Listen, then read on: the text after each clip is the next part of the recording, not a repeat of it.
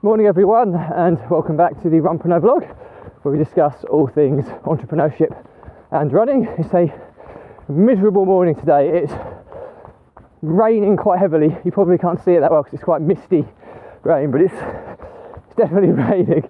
It's pretty windy. It's about 1 degree, so all pretty grim running conditions. But it is Wednesday wellbeing today, and today's topic is 95% of your behavioural responses are habitual. Okay, so as always, if you like this episode, please give it a like and a subscribe, and let's get started.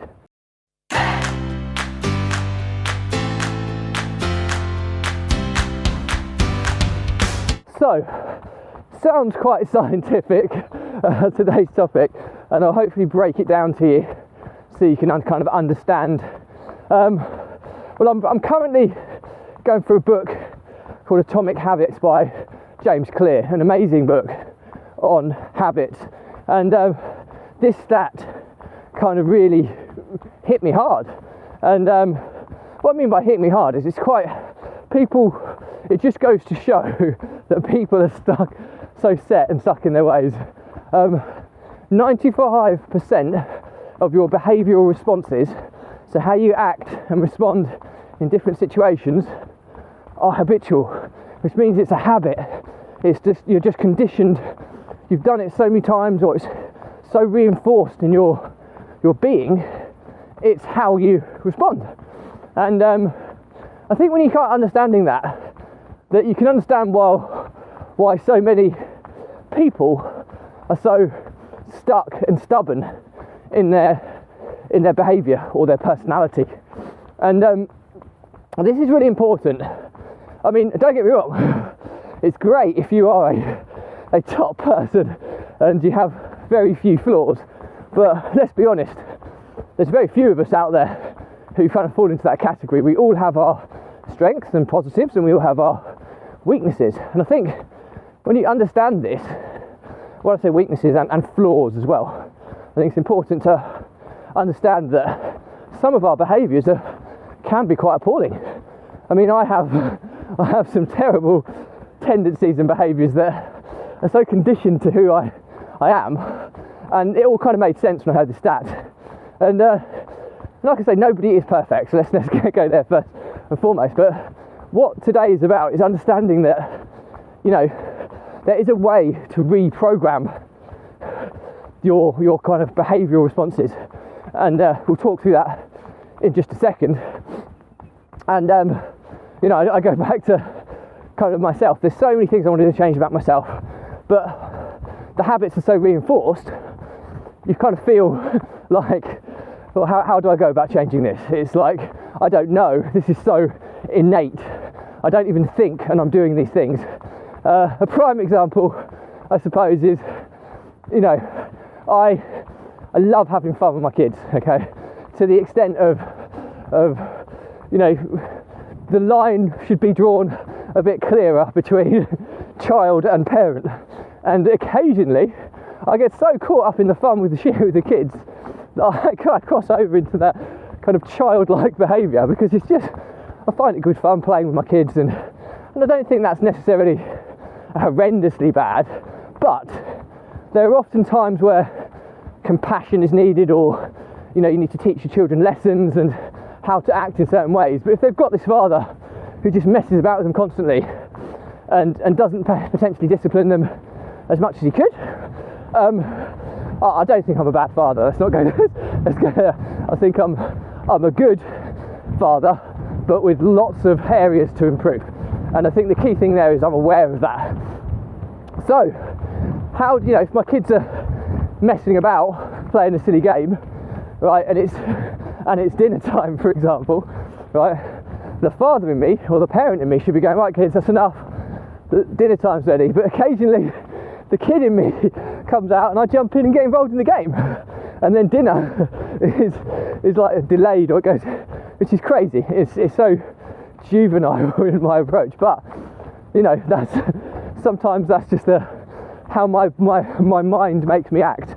I think I'm a big kid at heart, but so understanding that, it's then you have to understand how you can reprogram habits, okay? And James Clear, from Atomic Habits, talks about kind of 4 steps to every single habit, and it's just a continuous feedback loop.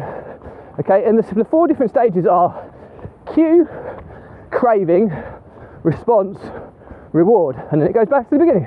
Cue, craving, response, reward. Everything in our lives, well, pretty much everything is a reaction to some form of external circumstance. So cues could be the environment, it could be a sound, it could be a sight, it could be anything which makes you consciously aware that, you know, that type of behaviour is relevant to that cue. So let's use me messing about as a big kid with my kids scenario, right? The cue was, right, the fact that the kids were playing a crazy game and it looked fun, right? So we then go to craving, and it's like craving is the need to do that. Well, I looked at them having fun and I wanted to have a bit of fun, so the craving was for fun, and then the response is the action. So the response was to jump involved and run around and play tag or whatever they were doing. That was the response. The reward is a strange word really, because it rewards you in that you've satisfied your craving. However, it might be a pretty negative behaviour. It might be pretty poor. So to call it a reward, I suppose the only way you can associate with a reward is that it teaches you a valuable learning outcome. So the reward in this instance was, yeah, I had good fun with my kids, but the learning outcome is the wife wasn't too best pleased, having to shout at us all, "Come on, dinner's ready." And I don't mean to be very sexist there. On this occasion, my wife was cooking dinner, okay? So I do cook. I'm nowhere near as good a cook as my wife. So that was just the situation there. Please don't think that I'm some sexist guy that just, the wife does everything. No, I try not to be that person. But anyway, that's another negative behaviour of me. But when you understand those steps, you can kind of try and reprogram them, okay, and you can almost reverse engineer them. So anything that you know is a bad habit or something that's negative, so let's go for something a bit more, well no, let's keep with this example because it's quite funny. I'm just going past someone, so bear with me a second. Morning. So let's try and reverse engineer it. So surely, you know, the reward was I had fun with my kids, which is great, but the learning outcome that it caused a bit of an argument with my wife should be, you know, that's pain. So I should think, right, I don't want to have that pain in my life next time, even though I had fun with my kids. Okay, I can have fun with my kids at different times, more appropriate times, and I can be a better parent. So that's kind of where I'm going from this as a starting point. So I don't want to experience that argument. So that should be ingrained in my mind, and I'm aware of that now. So next time the kids are running about at dinner time, that's the cue. Okay, so how can I condition myself to realise that that's not a good cue for me to jump in and have fun? Well, I should probably try and change the cue to the fact that dinner was ready. So rather than focus on the cue of the kids having fun, the cue should be dinner's ready. My craving is to be a good father and ensure that my kids and wife and I sit down around the table and have a nice family deal that we should have every night, because it's really important for family life. So that's my craving.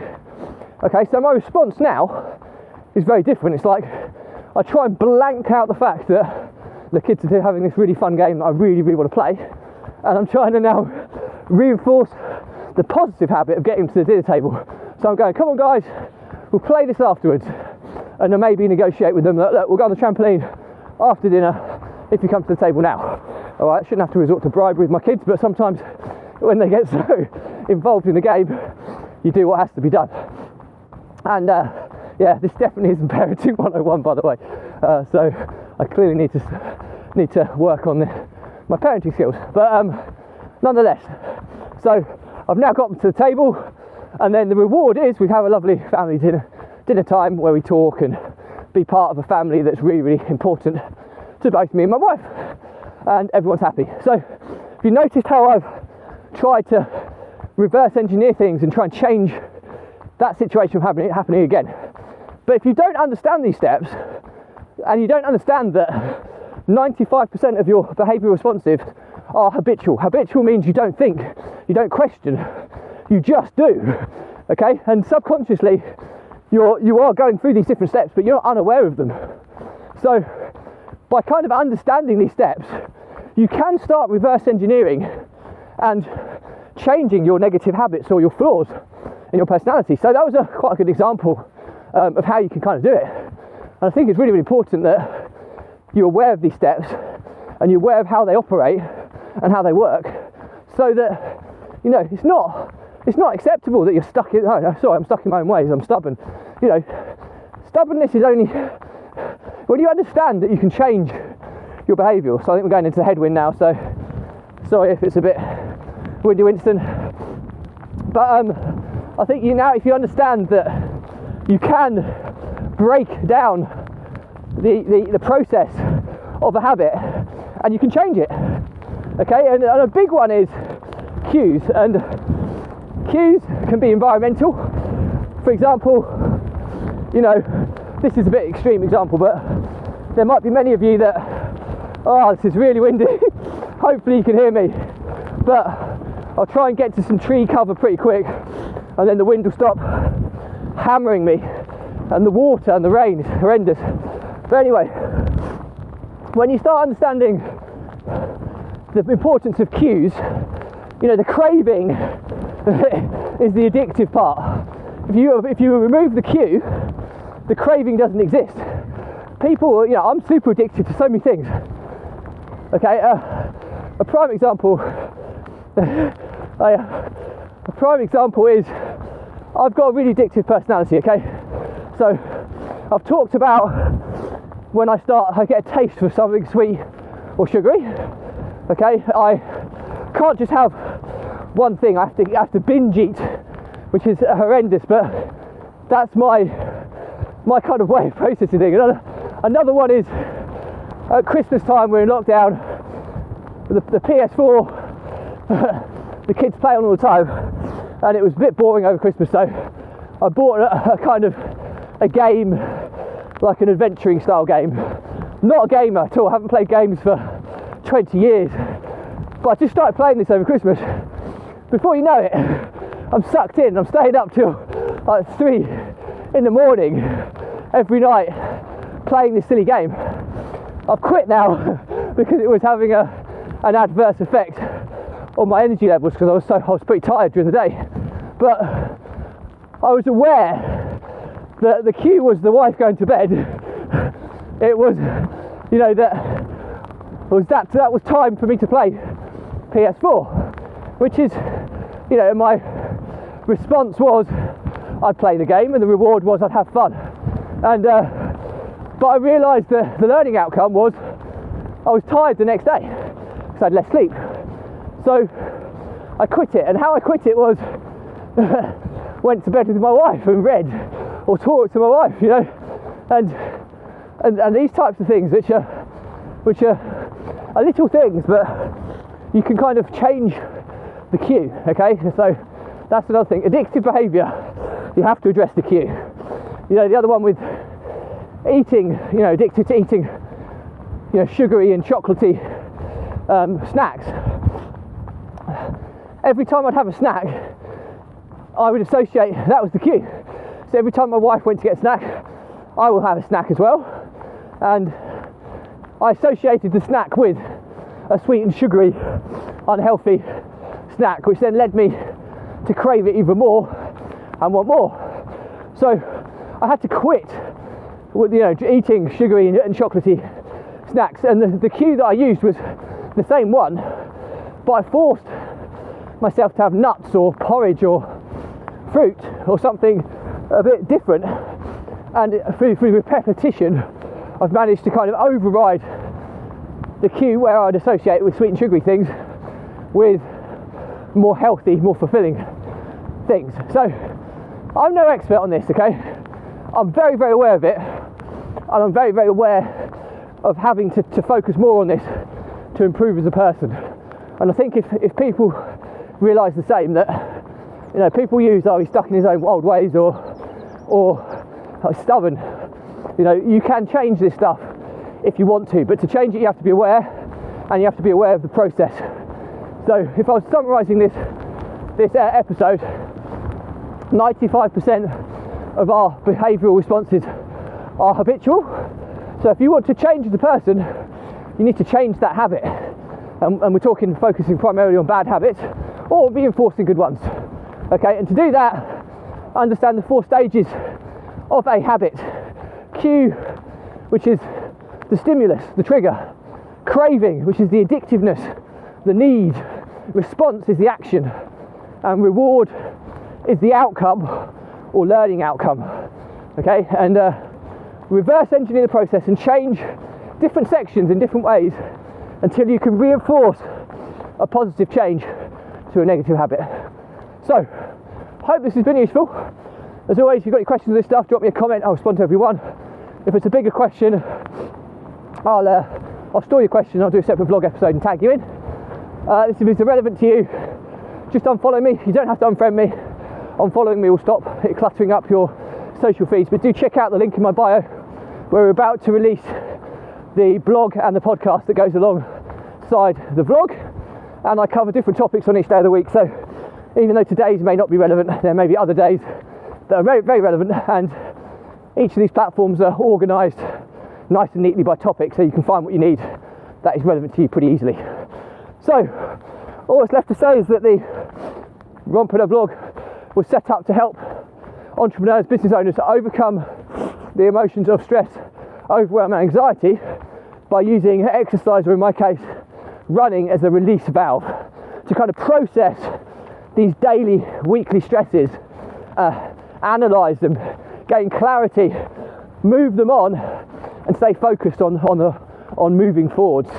And I think if you don't have this release valve, it doesn't have to be running or exercise, it could be meditation, reading, it could be lots of other different things that you could do to positively reinforce your routine, but it clears those daily, weekly pressures. And I think if you don't clear them, they build up like pressure does in a pipe. And if you don't release the pressure, it builds into kind of overwhelms when you start thinking, whoa, I'm overwhelmed here, I don't know what to do, and you start freezing and procrastinating, and then before you know it, you start panicking and you're in the realms of anxiety issues and anxiety attacks, and that's kind of mental health challenges which we really want to try to avoid. Now, I've been there. Get past this person. Oh yeah. And I've lost multiple businesses because of this. I've lost multiple business partners because of this, and I've almost been bankrupt. And it's a horrible, horrible place. I wouldn't wish it upon my worst enemy. And there's no coincidence that over the last 9 months of run vlogging, which is my release valve, I've made more progress than I have in the previous 4 years. Okay, so that's pretty conclusive evidence there. And I can back all this up if any of you want to question me. I think the key is to understand is that if you don't release that pressure, what happens if pressure gets too high in a pipe, the pipe will burst. And in that instance, the entrepreneur or the business will break down. And either or is often terminal to the likelihood of your business lasting the test of time. So my pledge to you is, if you are one of these people experiencing these issues, drop me a message, okay? There's no catch here whatsoever. I'll jump on a call, I'll talk you through some steps that I'm 100% convinced are transferable into your routines, your daily and weekly routines, and I'm 100% positive that they'll make a significant positive difference on your life and get you back on the right path. Many have taken me up on this already, and I know we've made a really positive difference to so many people. So help is there, and like I say, there's no catch, this is free. And a lot of people don't realise that help is available, and it's often free of charge. It doesn't cost you a fortune. You just have to be brave and prepared to ask for it, and it's often easier asking a stranger than nearest and dearest. So on that point, I'll leave you there. As always, if you like this episode, give it a like, a comment and a subscribe. If you want to see similar content, check out the playlist links on each platform. And all that's left to say is stay positive, stay happy, and I'll see you tomorrow.